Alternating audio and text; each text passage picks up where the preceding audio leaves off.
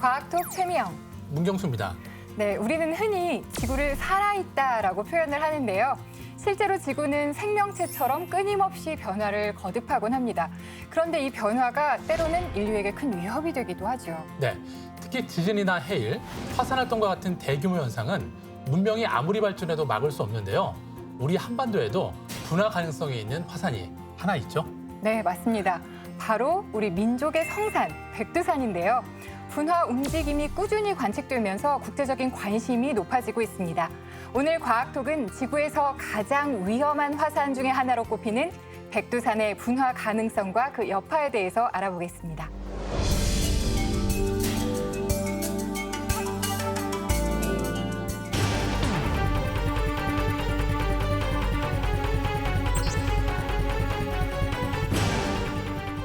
활화산은 언젠가는 터집니다. 터진 확률은 100%입니다.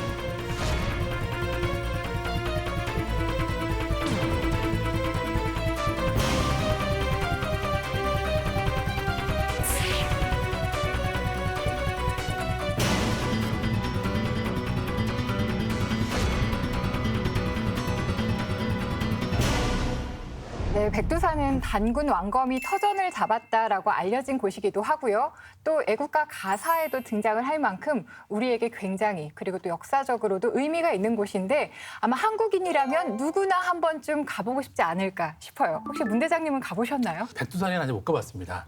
대신에 저기 하와이에 있는 킬라우에아라는 화산에 갔는데 정말 그 1000도가 넘는 용암이 이 바다로 흘러들어가는 그 광경을 보면은 정말 숨이 막히더라고요. 네. 되게 놀라운 광경일 것 같은데 혹시 박사님께서는 혹시 그런 광경을 보신 적이 있으신가요? 당연히 없습니다. 저는 근데 그거는 봤어요. 저희가 이제 VR, AR 연구하다 보니까 네. 가상현실 공간에서 화산 흘러가는 건 봤어요. 저는 학교 운동장에서 봤었는데요. 그 초등학교 6학년 실험 중에 이제 화산 실험이라고 다 같이 운동장에 가서 이제 네. 과학 실험하는 게 있거든요. 네. 제 기억에는 화산이 굉장히 무서운 존재로 남아 있어요. 폼페이 최후의 날이라고 이제 영화를 보신 분들은 아실 텐데 어렸을 때 그걸 봤었는데 화산이라는 게 굉장히 폭발하면 위험하구나. 그래서 오늘 백두산도 호기심 반, 두려움 반으로 임하고 있습니다. 박사님 혹시 백두산을 다녀오신 적이 있으신가요? 네. 백두산은 제가 처음 갔을 때가 1990년대 중반입니다. 그 이후로 중국 과학원하고 공동 연구를 통해서 제가 한 10차례 가까이 가서 연구를 한 경험이 있습니다. 탐험가들의 우상은 바로 화산학자들입니다. 네, 그래서 저는 정말 제가 책을 쓸 때도 이 교수님이 쓰신 책들을 많이 참조했기 때문에 오늘 정말 저는 연예인을 앞에 두고 방송 같은 기분이 들어서 무한한 영광으로 네, 백두산은 역사적인 의미도 되게 깊은데 한반도 지질학적인 관점에서 되게 중요한 곳이잖아요. 어떤 의미를 좀 볼 수가 있을까요? 네, 우리나라에 활화산이 과연 있느냐. 제가 배울 때는 네. 우리나라에 활화산은 없다라고 배웠거든요. 휴화산이라고 백두산도 그렇게 배웠는데 실제로 우리나라에 활화산이 3개가 있어요. 3개나요? 네. 네. 하나는 지금 우리가 이야기하고 있는 백두산이고요. 네. 북쪽에 있고 또 하나는 제주도. 네, 한라산. 네, 네. 한라산. 그리고 또 하나가 울릉도에 있어요. 그렇죠. 그래서 우리나라 북쪽 끝 경계 그리고 동쪽, 남쪽 이렇게 활화산이 3개가 있습니다. 그 외에 뭐 활동을 하지 않는 뭐 사화산, 휴화산 이렇게 불리는 것들이 또 있을까요? 화산은 굉장히 많습니다. 왜냐하면 이 일본 열도가 원래는 대륙에 붙어 있었어요. 그 당시에 우리나라에 화산 활동이 굉장히 많았습니다. 몰랐던 사실. 예, 많았는데 일본 열도가 2,300만 년 전에 네. 그때 그 우리나라 백두산 주변 만주 또 그 일본하고 러시아 그 우리나라 이 경계부에서 많은 화산 활동이 있었어요. 화산 활동이 이제 그때 막 일어났었는데 일본은 그때 떨어져 나가기 시작했습니다. 일본이 떨어져 나감으로써 동해가 만들어졌고요. 네. 그 다음부터 우리나라는 지진대나 화산대에서 멀어지게 된 겁니다. 그래서 우리나라의 지진이 안전지대다 이렇게 얘기할 수는 없습니다. 네. 하지만 우리가 일본 열도나 중국 같은 그러한 조산대 판경계부보다는 훨씬 안전합니다. 그렇죠. 그것은 바로 그 동해가 생기고 나서 우리가 얻은 선물입니다. 그래서 동해와 백두산은 비슷한 시기에 만들어졌습니다. 2,300만 년 전부터 해가지고 동해는 이제 백두산은 아직까지도 화산 활동을 하고 있는 것이고요. 네. 그래서 우리나라의 국가에 동해물과 백두산이라고 나오지 않습니까? 네. 시작하는데 그 두 개의 시점이 같은 기원이라고 보시면 그 되겠습니다. 가사가 어원이 있는 거네 뜻이.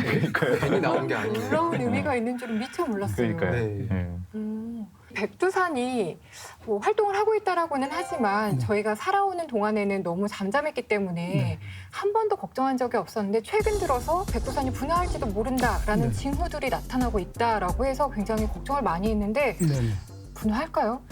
네, 우리가 살아있는 생물은 언젠가는 죽지 않습니까? 그것은 그렇죠. 어쩔 수 없는 운명인데요.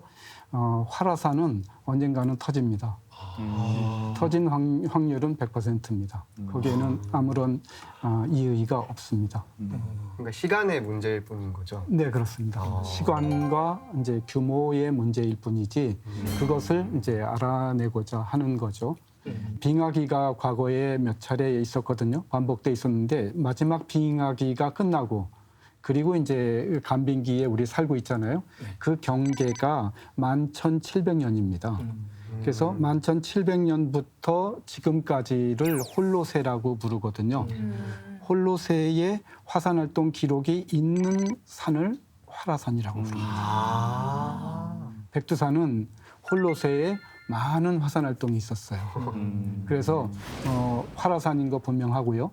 여성분이 임신하셨을 때 네. 그때 초음파로 아기의 그렇죠. 상태를 확인하잖아요. 네. 화산도 마찬가지입니다. 우리가 탐사를 하게 되면 어떤 단성파나 어떤 중력, 중자력 이런 것을 이용해서 마그마를 이미지화해서 볼 수가 있어요. 그 마그마가 확인이 된 산이 활화산인데 네. 백두산은 확인이 됐습니다. 마그마의 존재가 확인이 됐고 지금 천지에서 5에서 7km 밑에 있습니다. 큰 마그마가요. 와, 그렇게 가까이 있나요? 네네. 그래서 백산이 활화산이다. 이것은 틀림없습니다. 그러면 내일 터져도 이상한 게 아니네요. 네. 왜 그러세요? 갑자기 그런 말씀. 네, 그러니까 갑자기. 서기 946년에 홀로세 동안 규모가 가장 큰 규모의 화산이 한 6개 정도 있습니다. 이 지구상에. 네네. 네. 지구상에서 가장 큰 규모인데요. 그것이 이제 100세제곱킬로미터에서 999세제곱킬로미터까지 분출한 위로 분출해가지고 떨어진 양으로 칩니다. 네. 근데 백두산은 그 안에 속합니다. 그것을 화산 분화 지수 7이라고 하는데 네. 그 안에 속하는 가장 큰 규모의 분화 이력을 가진 활화산입니다. 분화의 징후들이 있을 건데 뭘 보고 얘는 분화하는 거야라는 궁금증이 생길 것 같거든요. 네. 어떻게 판단할 수 있어요? 네, 화산은 아까 말씀드렸듯이 마그마가 일으키는 겁니다. 이 마그마라고 하는 것은 액상으로 돼 있거든요. 네. 액상으로 돼 있고 거기에는 많은 기체를 포함합니다. 그 기체의 대부분은 이제 수증기가 그 물이 많이 있고요. 그것이 이제 고압으로 눌려 있을 때는 그것이 이제 마그마 속에 다 녹아 있는데 이 마그마가 이제 이게 위로 올라오잖아요. 네. 그러면 과포화 상태가 돼가지고 가스들이 분리되게 됩니다. 거기서 막 올라온. 그러면 가벼워진다는 거죠. 그럼 저희가 기체를 확인하는 방법이 물 위에서는 당연히 못 볼 테고 물 속 안에서 계속 뭔가 끓는 징후들이 나타난다는 네, 그것도 말씀이신 하나고요. 거죠? 네. 이 마그마는 뜨겁잖아요. 예. 우리가 이 컵이 지금 열처리 된 거지만 열처리 안 된 거에다가 뜨거운 것을 부으면 깨지거든요. 네. 마그마가 올라오게 되면 부력을 받아서 올라오잖아요. 그러면 이 주변의 암석이 열적인 스트레스를 받아요. 그래서 암석이 막 깨지거든요. 이게 화산 지진입니다. 그러면 그것도 화산 지진이 그러면 백산에 있었냐? 있었습니다. 우리가 통상 한 달에 10번 이내에 그런 화산 지진이 있는데요. 2002년 7월부터 2005년 12월까지 심할 때는 한 달에 250회 가까이 화산 지진이 있었어요. 3시간에 한 번씩 흔들린다고 생각해 보십시오. 밑에서. 공포죠. 네, 공포죠. 네. 화산이 이제 분출하기 전에 뭐 네. 지진이나 화산이나 동물들이 근처 동물들이 대피를 하는 등 이상 징후가 보이잖아요. 네. 백두산도 그런 현상이 관찰이 됐나요? 네, 그것을 이제 지표 생물이라고 합니다. 그래서 왜냐하면 땅속 가스 막 올라와 보십시오. 살 수 있습니까? 도망가야 싸죠. 되잖아요. 그리고 백산의 그 계곡에 보면 나무들이 다 죽어 있어요. 많은 부분이 죽어 있는데 그 부분들은 가스가 원인이라고 전문가들은 보고 있거든요. 이산화탄소 같은. 네, 땅 속에서 올라온다는 거죠. 거기에 만약에 우리가 땅을 파서 성냥불을 킨다면 불이 바로 꺼질 겁니다. 아까 화산 지수가 7 정도라고 하셨는데 그 피해는 어느 정도일까요? 화산 분화 지수라고 하는 것은 일단 공기 위로 일단 화산재들이 터져 나갑니다. 네. 그 터져 나간 양으로 그래서 떨어진 양 그것으로 이제 계산을 하는데요. 946년에 터졌을 때는 가장 보수적으로 보더라도 남한은 10만 제곱킬로미터거든요. 남한의 그 당시 터졌던 화산재를 차곡차곡 쌓으면 1m 높이. 엄청난 양입니다. 와. 근데 그 화산재들이 대부분이 97%가 동쪽으로 치우쳐서 갔습니다. 우리가 생각해 보면 백두산이 활화산이다 이것을 최근에 일깨워 준 것은 일본인 학자들입니다. 일본인 학자들이 1980년대 중반에 그 일본의 그 호수가 있는데 호수에 이상한 화산재가 있는 거예요. 일본 열도 동쪽에서 태평양판이 해양판이 들어가거든요. 그래서 이 해양판이 들어가는 곳에서는 알카릭한 그러한 성분이 나오질 못해요.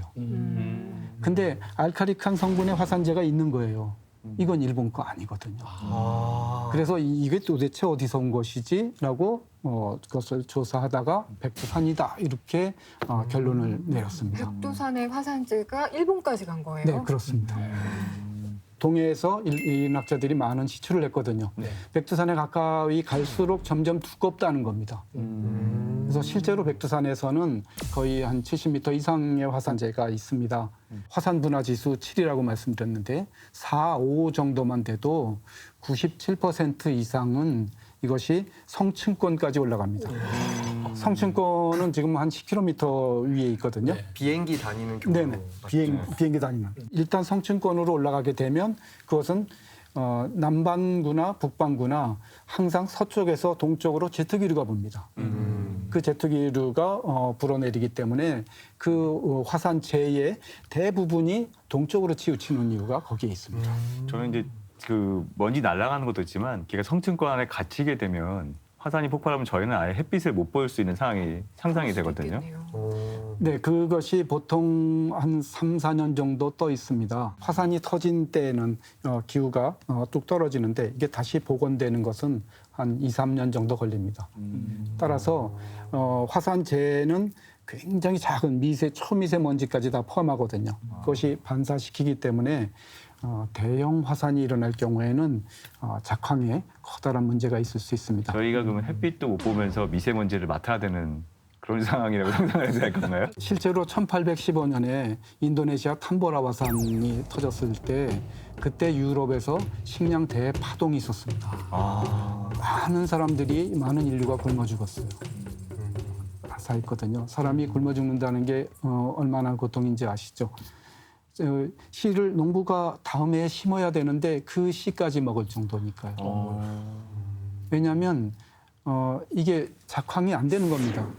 이게 열매가 열려야 되는데 거기까지 도달이 안 되는 거예요. 그래서 초대형 화산 분화 있을 때 우리 인류가 거기에 어떻게 우리가 대비해야 될 것인가 이런 거에 대해서는 미리 준비를 해놔야 됩니다. 백두산이 1000년 전처럼 네. 이렇게 폭발지수 7급 이상으로 폭발을 한다라고 하면 우리에게 어떤 일이 생길까요? 네, 우선 굉장히 중요한 질문입니다. 우리가 그 피해에 대해서도 굉장히 연구가 많이 필요한 상황이고요. 그리고 예를 들면 그 80년도에 미국 북서부의 세인트 헬렌이 터졌을 때 그때 사람들이 정상부에서 터진다고 생각을 했어요. 근데 사실은 북쪽 산 능성이 거기에서 터졌거든요. 그래서 우리가 57사람이 사망을 했습니다. 우리 인간이 막을 수는 없습니다. 그래서 그 현장 그 피해를 우리가 현대과학으로도 막을 수는 없지만 그 생명이 제일 중요하잖아요. 그리고 중요한 재산 뭐 이런 것들을 우리가 미리 피해를 크게 완화시킬 수 있어요. 우리 동일본 대지진에서 배웠잖아요. 그 배운 것을 그냥 넘어가면 안 됩니다. 그것은 굉장히 중요한 교훈이고요. 우리가 어떤 지진이나 화산 재해가 있을 때 어떻게 하면은 우리가 피해를 가장 줄일 수 있는가 여기에 대해서는 전문가 그리고 우리 국민 모두 그리고 우리 그 정부 관료 이런 분들이 머리를 맞대고 그것을 하나하나 해결을 해 나가야 됩니다. 백두산에 보면은 특징이 되게 예쁜 천지라는 호수가 있잖아요. 근데 걔가 그 정도 규모로 폭발을 해버리면 이게 저는 일본에 쓰나미 일어났던 효과가 있을 것 같은 생각을 당연히 하게 되거든요. 그 위력이 어느 정도일까요? 네, 천지가 지금 최대 384m 심도입니다. 그러면 이제 34 메가파스칼 정도의 그런 압력을 받고 있습니다. 그 정도 압력에서는 CO2가 액상으로 가라앉아 있을 겁니다. 그 백두산이라고 봐주지 않거든요. 자연계는 냉혹합니다. 봐주지 않아요. 1986년도에 아프리카 니오스 화산이라고 있어요. 아프리카 서쪽에 그 화산이 천지보다 훨씬 규모가 작은 겁니다. 8분의 1 정도도 안 돼요. 근데 거기에서 칼데라인데요. 칼데라가 홍수 때문에 무너져가지고 호수가 뒤집혔어요. 그래서 거기에 가라앉아 있던 액화된 그러한 이산화탄소가 흘러 넘쳐가지고 기화된 겁니다. 그래서 25kg의 동물들이 전부 질식사했습니다. 네. 그럼 백두산은 더 하다는 거잖아요. 네, 백두산은 그래서 우리가 지금 천지를 말씀하셨는데 천지 중앙에서 그런 화산 분화가 우리가 운 없게도 일어난다고 하면 우선 우리가 예상할 수 있는 것은 그 CO2가 흘러 넘칠 겁니다. 흘러 넘쳐서 반경 50km 이내는 일단 1시간 이내에 질식사합니다. 그리고 물이 누르던 그 물이 이제 터져서 나가거든요. 그럼 가벼워지거든요. 그럼 마그마를 눌렀던 이 압력이 가벼워지니까 이 마그마가 또 상승할 수 있는 그러한 요인을 제공합니다. 교수님 그러면 우리가 보통 화산이 분출하게 되면 백두산처럼 이렇게 화산 재나 이런 폭풍 같은 것들이 나오는 데도 있고 하와이처럼 이렇게 용암이 흘러내려서 재난을 당하는 경우도 있잖아요. 이 두 개가 어떻게 다른 건가요? 네, 좋은 질문입니다. 네. 현무암질 마그마는 점성이 매우 이제 낮기 때문에 온도가 높을 때 1100도에서 1300도까지 가거든요. 그게 높을 때는 거의 물처럼 흐릅니다. 흘러서 심한 경우는 보호복을 착용해가지고 뜨기도 합니다. 용암이 흘러가는 것을 뜨기도 해요. 천도 정도 되면은 굉장히 뜨거워서 근처에도 못 갈 것 같은데 그럼 그 보호 장비가 그 단열이 굉장히 잘 되는 장비인가 봐요. 그렇습니다. 내셔널픽 잡지 같은 데 보면 그런 거 많이 네네네. 보이는데 네. 그것은 그 점성이 낮으니까 그렇게 큰 피해를 우리가 피할 수도 있습니다. 더 엄밀히 말씀드리면 우리가 그곳을 사실은 피하면 되는 거거든요. 거기에 비해서 이제 다른 하나의 극단 그 유문암질은 굉장히 끈적끈적합니다. 끈적끈적해가지고 아주 마그마가 수분을 포함하지 않을 때는 10에 11 승포화재 정도 엄청난 그러한 끈적끈적한 그래서 얘가 왜 위험하냐면 이 화산 이제 가스를 못 날아가게 자기가 잡고 있기 때문에 위험한 겁니다. 그래서 그것들이 이제 견디다 못할 때 터지는 거거든요. 터지어서 나오는 것들을 부석이라고 해요. 유문암질을. 우리가 이 옥수수가 뻥 튀기면 팝콘 되잖아요. 네. 이 유문암질 마그마가 뻥 튀겨지면 그게 바로 부석입니다. 하얀 부석이고 그 부석을 보시면 이 아주 섬유질처럼 이게 늘어나 있는 것을 보실 수 있습니다. 이게 서기 946년에 백두산에서 그 천년 대분화 밀레니엄 에럽션의 그 부석입니다. 보시면은 이 굉장히 섬유질처럼 막 늘어나 있는 것을 보실 수 있습니다. 그러네요. 거미줄처럼. 예, 벌집 이렇게 네, 보시면은 맞아요. 벌집같이. 이렇게 찍찍 늘어나 있는 것을 보실 수 있는데 그만큼 이것이 점성이 높다는 것을 의미합니다. 밀가루 반죽할 때 같은 느낌으로 맞아요. 지금 네. 생겼어요. 그렇죠. 네. 스티로폼 모형 같아요. 네, 이 다공질이라서 이것이 물에 뜹니다. 그래서 물에 부석이라고 뜬다고요, 예, 그래서 실제 부석이라고 띄워볼 부릅니다. 수 있나요? 돌에다 물 붓는 건 네, 처음인 괜찮습니다. 것 같은데. 이게 뜬다고요? 와.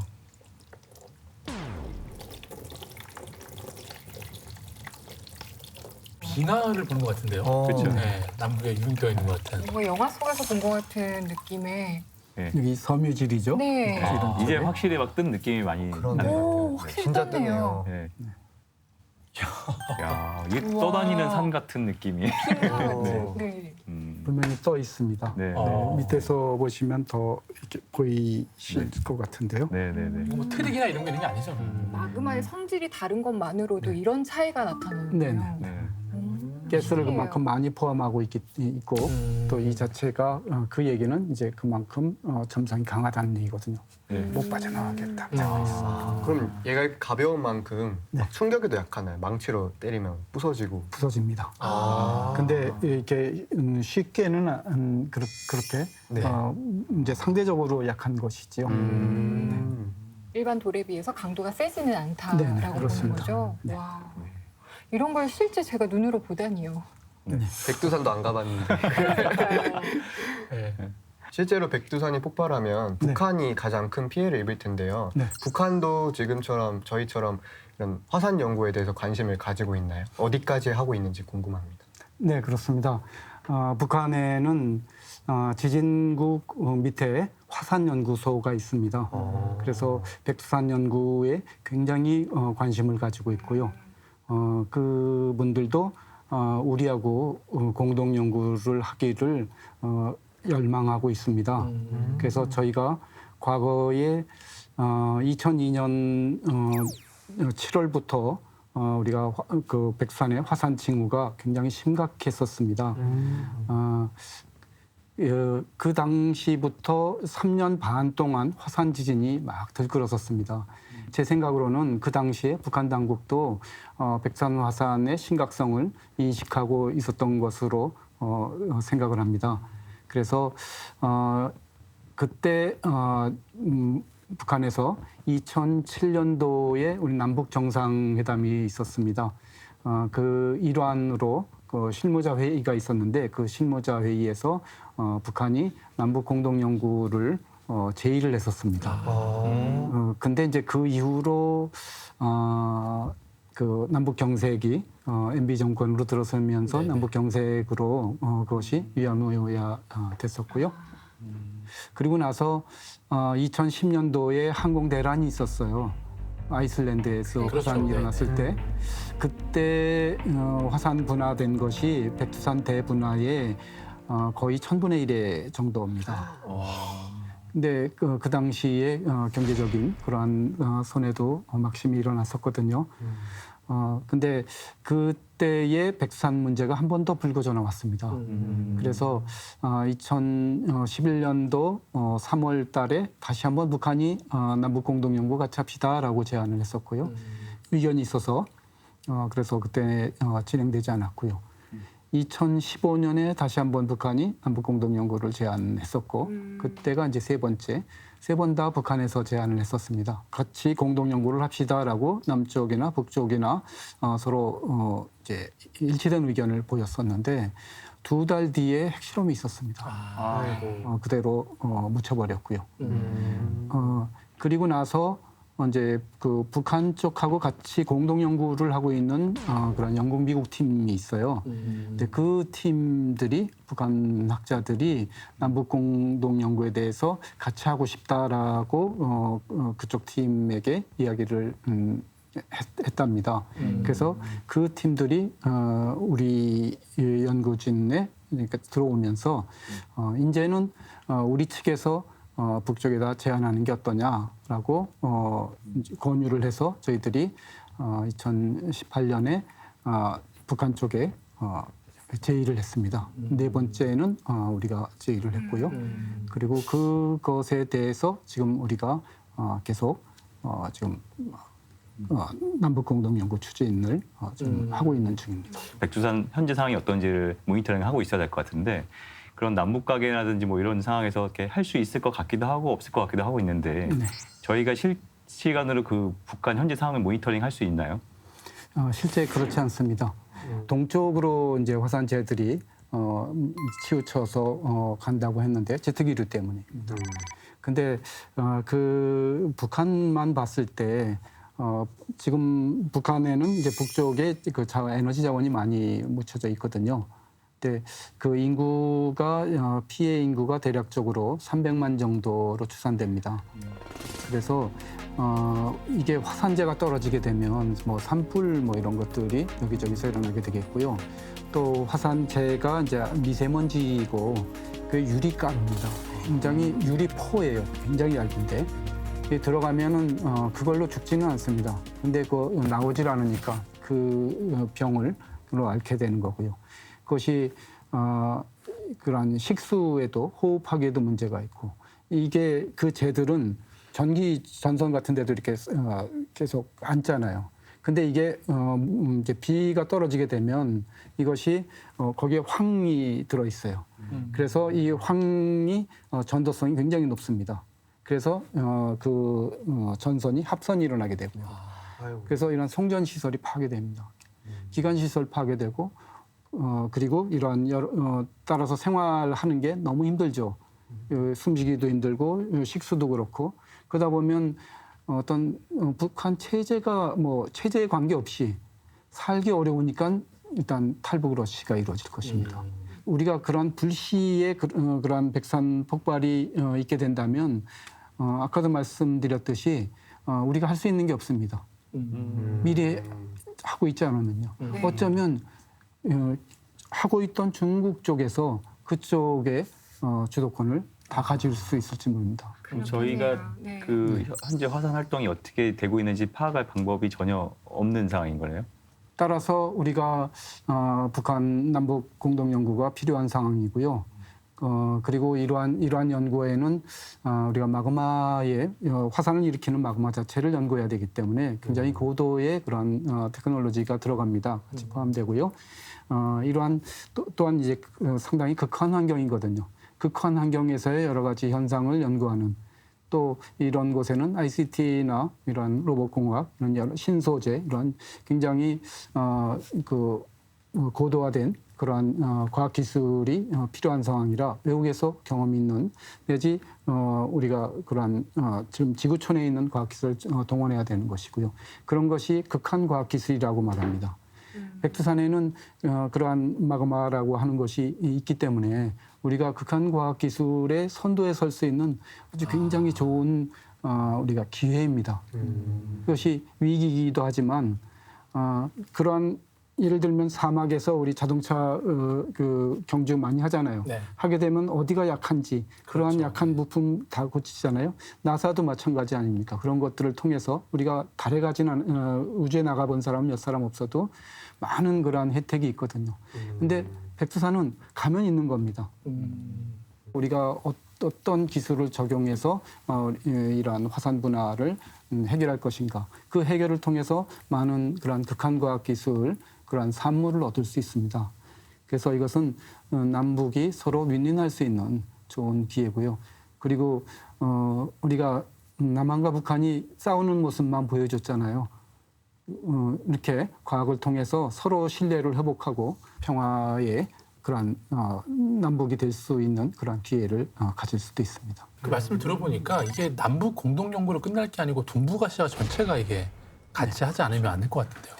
네. 다 영향권에 들어있다 보니까. 네, 그렇습니다. 네. 그 화산 문제는 이것은 굉장히 크게 일어나는 그 피해 범주가 넓기 네. 때문에 그리고 다양하기 때문에 우리가 많은 국제사회에서 서로 도움을 주고 또 받고 그러고 있습니다. 그래서 우리 연구진에도 지금 서방에서 한 7개국 이상의 저명한 학자들이 들어와 있고요. 예, 그래서 이러한 문제를 인도적인 차원에서 같이 풀어야 되는 것이고, 그리고 지금 현재 그 여러 대북 제재 있지 않습니까? 그래서 유엔 안보리에서도 영국, 미국 팀들이 그 안보리의 그러한 승인을 받은 그러한 이력이 있습니다. 2013년에 그것을 받아가지고 네. 그 사람들이 이제 그 북한 백두산에 들어가서 연구를 실제로 했고요.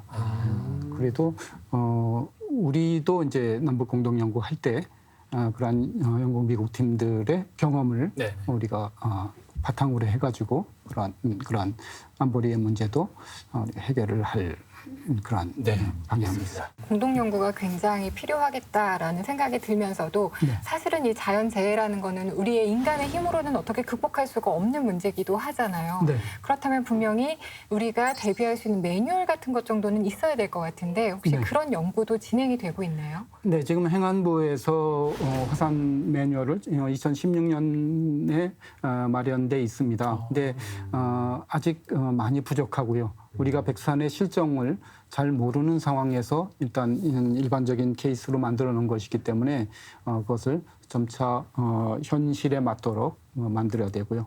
현재까지 몇 가지 시나리오에 대해서 하고 있는데 이것은 많이 부족하고 앞으로 더 개발을 해야 됩니다. 그것은 연구와 같이 병행하면 우리가 좋은 그런 매뉴얼을 만들 수 있다고 생각합니다. 저희가 미래를 예측하기 참 어려운데요. 그러면 이렇게 연구를 하고 있으면 저희가 언제쯤 폭발할 거라고 생각을 하시나요? 그런 질문을 많이 받았어요. 근데 모른다고 하는 게 그게 가장 정답입니다. 그렇기 때문에 우리가 알아야 되는 것이고요.